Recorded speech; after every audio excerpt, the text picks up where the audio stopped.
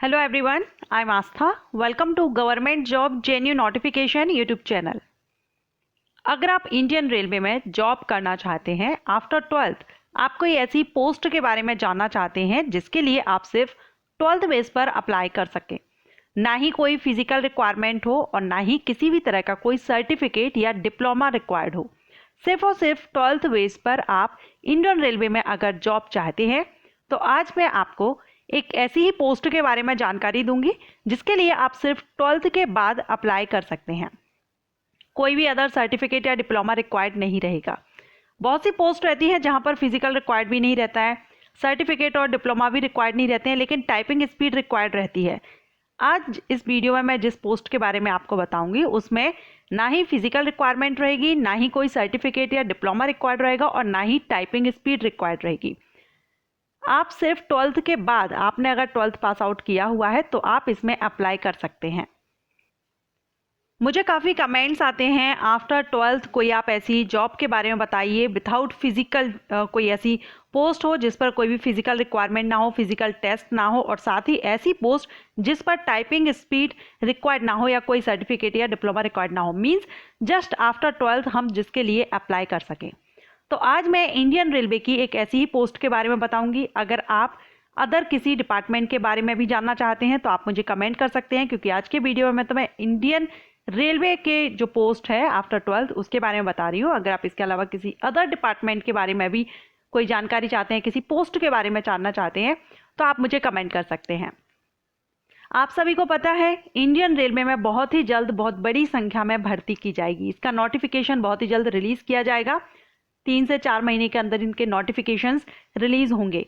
काफ़ी टाइम से भर्ती नहीं हुई है इंडियन रेलवे में, सो काफ़ी बड़ी संख्या में भर्ती की जाएगी इंडियन रेलवे में। उनमें से बहुत से अलग अलग पोस्ट रहेंगी, टेक्निकल, नॉन टेक्निकल, लेकिन उनमें से एक पोस्ट ये भी रहेगी जिसके बारे में आज हम इस वीडियो में जानेंगे। तो अगर आप चाहते हैं 12th बेस पर तो वीडियो को एंड तक पूरा देखिएगा। इस पोस्ट के बारे में आपको सारी इंफॉर्मेशन दी जाएगी और उसके बाद अगर आपको लगता है कि आपको इसमें अप्लाई करना है तो आप वेबसाइट में आपको बताऊंगी, आप वेबसाइट पर अपडेट रहिएगा। अदरवाइज आप मेरे चैनल को भी सब्सक्राइब कर सकते हैं। जैसे ही इंडियन रेलवे या इंडिया पोस्ट या अदर किसी गवर्नमेंट डिपार्टमेंट से जब कोई अच्छी वैकेंसी आती है, परमानेंट वैकेंसी आती है, तो मैं ज़रूर वीडियो अपलोड करती हूँ। ओके, सो चलिए स्टार्ट करते हैं और जानते हैं पोस्ट के बारे में। इंडियन रेलवे में जो पोस्ट है जिसके लिए आप 12th के बाद अप्लाई कर सकते हैं वो है ट्रेन क्लर्क की पोस्ट। काफ़ी अच्छी पोस्ट है, ग्रुप सी के अंतर्गत ये पोस्ट आती है।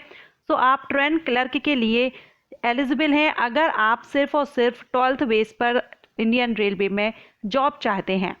ट्रेन क्लर्क की पोस्ट है, काफ़ी अच्छी पोस्ट है। इसमें आपका ऑफिस वर्क रहता है। इसमें अगर हम देखें तो लास्ट टाइम जो वैकेंसी आउट हुई थी लगभग ऑल इंडिया में सभी आरआरबीज में total vacancy 10,628 total vacancies out हुई थी, जिसमें से सिर्फ 592 ट्रेन क्लर्क की पोस्ट थी। जो 2019 में नोटिफिकेशन रिलीज हुआ था उसमें 592 ट्रेन क्लर्क की पोस्ट के लिए नोटिफिकेशन था। मींस नोटिफिकेशन तो सभी के लिए एक ही आता है, लेकिन उसमें जो पोस्ट रहती है पोस्ट वाइज डिवाइड रहता है किस पोस्ट पर कितनी भर्ती है। ट्रेन क्लर्क के लिए 592 वैकेंसी आई हुई थी।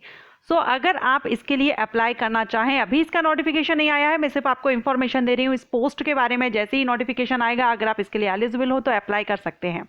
अब अगर हम बात करें कि कौन सी वेबसाइट है जहां पर आप अप्लाई कर सकते हैं या इसका नोटिफिकेशन किस नेम से आता है, ये तो यहाँ पर जो वेबसाइट है वो है आरआरबीज की। RRBs means railway recruitment board. अलग अलग आरआरबीज हैं, आप जिस भी जॉन से बिलोंग करते हैं उस हिसाब से आप अप्लाई कर सकते हैं। इसका जो नोटिफिकेशन आता है आरआरबी एनटीपीसी के नाम से, मींस एनटीपीसी का फुल फॉर्म होता है non technical popular categories. Non technical जो पोस्ट रहती हैं उनके लिए नोटिफिकेशन रिलीज होता है। एंड आरआरबी एनटीपीसी में अंडर ग्रेजुएट और ग्रेजुएट दोनों तरह की पोस्ट आती हैं। अब ये जो ट्रेन क्लर्क की पोस्ट है ये अंडर ग्रेजुएट पोस्ट है। ओके, ये अंडर ग्रेजुएट पोस्ट है। इसकी बहुत सी अलग अलग पोस्ट रहती हैं, जैसा मैंने बताया ग्रेजुएट और अंडर ग्रेजुएट। तो इसमें और भी अदर पोस्ट है, आप चाहें तो आप मुझे कमेंट कर सकते हैं सभी पोस्ट के बारे में सेपरेट वीडियो अपलोड करने का, तो मैं वीडियो अपलोड कर दूंगी सभी पर separate. Train clerk under graduate post है। इसके लिए जो एलिजिबिलिटी होगी वो तो हमने देख ही ली है। अगर हम बात करें कि इसके लिए अप्लाई कौन कौन कर सकता है, तो यहाँ पर अप्लाई ऑल इंडिया से मेल एंड फीमेल कैंडिडेट कर सकते हैं। ओके, ऑल इंडिया से मेल एंड फीमेल कैंडिडेट इसमें अप्लाई कर सकते हैं। PWBD कैंडिडेट भी इसमें अप्लाई कर सकते हैं। जिस भी RRB से आप अप्लाई, यानी जिस जॉन से आप बिलोंग करते हैं, जहां से आप अप्लाई करना चाहते हैं, उसकी RRBs की वेबसाइट रहती हैं, आप सभी जानते होंगे। इंडियन रेलवेज की ऑफिशियल साइट पर भी जब आप जाएंगे तो सभी RRBs की वेबसाइट आपको वहां दिख जाती है। वहां से आप उस पर्टिकुलर वेबसाइट पर जाकर के आप नोटिफिकेशन रीड कर सकते हैं। जब भी नोटिफिकेशन आए, मैं अगेन कहूंगी अभी इसका नोटिफिकेशन नहीं आया है, बहुत जल्द रिलीज होगा, आप इसको नोटिफिकेशन चेक कर सकते हैं। और इसमें अप्लाई भी आपको ऑनलाइन करना होता है, तो वहीं से आपको अप्लाई करने के लिए लिंक भी मिल जाता है। ओके, इसके बाद हम बात करेंगे क्वालिफिकेशन की। क्या क्वालिफिकेशन रिक्वायर्ड है? तो वैसे मैंने आपको बता दिया कि 12th के बाद आप इसमें अप्लाई कर सकते हैं, और 12th में भी आपने किसी भी स्ट्रीम से आप 12th पास आउट है, आप अप्लाई कर सकते हैं। ये 12th बेस्ड जॉब है, कोई भी डिप्लोमा सर्टिफिकेट या फिजिकल रिक्वायरमेंट या टाइपिंग स्पीड, कोई भी किसी भी तरह की रिक्वायरमेंट नहीं है, सिर्फ 12th पास कैंडिडेट इसके लिए अप्लाई कर सकते हैं। इसके बाद हम नेक्स्ट बात करेंगे एज लिमिट की। एज क्राइटेरिया क्या रहता है ट्रेन क्लर्क पोस्ट के लिए? तो इसमें age criteria minimum age 18 and maximum 30 year रहता है। यह जनरल कैटेगरीज के कैंडिडेट के लिए है, 18 से 30 साल। अगर आप SC/ST कैंडिडेट हैं तो 5 ईयर्स का रिलैक्सेशन मिल जाता है, मीन्स आप 35 ईयर्स तक अप्लाई कर सकते हैं। अगर आप OBC कैंडिडेट हैं 3 ईयर्स का रिलैक्सेशन मिल जाता है, 33 ईयर्स एज तक आप इसमें अप्लाई कर सकते हैं। PWBD कैंडिडेट को according to category 10 year, 13 year, 15 year का रिलैक्सेशन मिल जाता है। एक्स सर्विसमैन के लिए भी यहाँ पर पोस्ट रहती है, मीन्स एक्स सर्विसमैन कैंडिडेट भी इसमें अप्लाई कर सकते हैं। अब जो ट्रेन क्लर्क पोस्ट है, इसके लिए मेडिकल स्टैंडर्ड क्या रहता है? तो मेडिकल स्टैंडर्ड इसमें A3 रहता है। अगर आप मेडिकल स्टैंडर्ड के बारे में ज़्यादा डिटेल चाहते हैं कि मेडिकल स्टैंडर्ड पर आप अलग से वीडियो बना दीजिए, तो आप मुझे कमेंट कीजिए। ज़्यादा से ज़्यादा कमेंट अगर आते हैं तो मैं मेडिकल स्टैंडर्ड से रिलेटेड की अलग अलग स्टैंडर्ड होता है, C, B, A किस तरह से रहते हैं, ये क्या है, मैं उस पर भी एक वीडियो अपलोड कर दूंगी अगर आपके ज़्यादा कमेंट्स आते हैं तो। Okay, so train clerk post जो रहेगी इसके लिए मेडिकल स्टैंडर्ड A3 रहेगा। इसके बाद हम बात करते हैं सिलेक्शन प्रोसीजर। तो इसमें जो सिलेक्शन प्रोसीजर है 4 स्टेजेस हैं।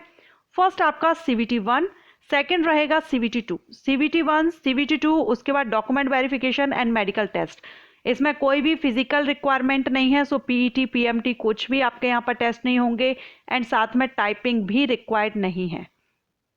ओके, सो आपके जो सिलेक्शन प्रोसीजर रहेगा ट्रेन क्लर्क पोस्ट पर वो CVT 1, CVT 2, उसके बाद होगा डॉक्यूमेंट वेरिफिकेशन। CVT 1 एक तरह से स्क्रीनिंग टेस्ट रहता है, उसके बाद CVT 2 के लिए शॉर्टलिस्टेड होते हैं candidate, and then document verification होता है, उसके बाद मेडिकल टेस्ट होता है। मेडिकल स्टैंडर्ड मैंने आपको बता दिया है, A3 रहता है ट्रेन क्लर्क पोस्ट के लिए। इसके बाद अब हम CVT 1 देखेंगे। तो फर्स्ट स्टेज जो कंप्यूटर बेस्ड टेस्ट होता है, common for all notified post, यानी ये सभी पोस्ट के लिए होता है, जो भी वैकेंसीज आती हैं अंडर ग्रेजुएट या ग्रेजुएट सभी के लिए कॉमन रहता है। इसमें आपको टाइमिंग 90 मिनट्स की दी जाती है, जिसमें क्वेश्चंस किए जाते हैं जनरल अवेयरनेस से, मैथमेटिक्स से। जनरल अवेयरनेस से 40 क्वेश्चन रहते हैं, मैथमेटिक्स से 30 question, general intelligence and reasoning से 30 क्वेश्चन, टोटल 100 क्वेश्चन इसमें रहते हैं। 90 मिनट की आपको टाइमिंग दी जाती है। इसके अलावा यहाँ पर there will be negative marking 1/3 mark, इसमें नेगेटिव मार्किंग भी रहती है, सो आंसर आपको केयरफुली देना होगा। MCQs टाइप्स क्वेश्चंस रहते हैं। ओके, जब आप इसको क्वालिफाई कर लेते हैं देन आपके लिए CVT 2 के लिए कॉल किया जाता है। अब CVT 2 जो रहता है इसमें भी आपका 90 मिनट की टाइमिंग रहती है। जनरल अवेयरनेस सब्जेक्ट्स वही रहेंगे, टॉपिक्स वही रहेंगे, लेकिन क्वेश्चन आपके यहाँ पर बढ़ जाते हैं। जैसे जनरल अवेयरनेस में यहाँ पर 50 हो गए, वहाँ पर 40 थे CVT 1 में। मैथमेटिक्स में 35 हो गए, वहाँ 30 थे। जनरल इंटेलिजेंस एंड रीजनिंग में भी 35, टोटल 120 हो गए। CVT 1 में टोटल 100 क्वेश्चन होते हैं, 1 में ओनली 100 होते हैं, एंड सेकंड में आपके 120 क्वेश्चन एक्स्ट्रा हो जाते हैं। इसके बाद यहाँ पर भी नेगेटिव मार्किंग रहती है, 1/3 मार्क से माइनस किया जाता है। 120 मिनट यहाँ पर PWD कैंडिडेट के लिए टाइमिंग है, लेकिन नॉर्मल जो टाइमिंग है वो 90 मिनट की ही दी जाती है। ओके, CVT 1 CVT 2 क्लियर जब आप कर लेते हैं, CVT 1 क्लियर करने के बाद CVT 2 क्लियर करने के बाद डॉक्यूमेंट वेरिफिकेशन होता है एंड मेडिकल टेस्ट होता है। उसके बाद ट्रेनिंग वगैरह आपको दी जाती है, और उसके बाद आपकी ज्वाइनिंग यानी रेगुलर भर्ती आपकी हो जाती है। अब हम बात करेंगे सैलरी की।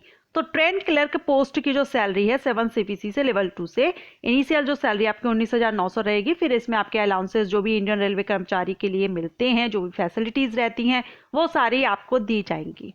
ओके, सो अभी हमने इस वीडियो में जाना train clerk post Indian railway में 12th के बाद अगर आप कोई ऐसी जॉब सर्च कर रहे हैं और इंडियन रेलवे में, या वैसे भी अगर आप चाहते हैं आफ्टर 12th कौन सी पोस्ट है जिसके लिए हम सिर्फ और सिर्फ 12th बेस पर अप्लाई कर सकते हैं, तो इंडियन रेलवे में ट्रेन क्लर्क की पोस्ट है।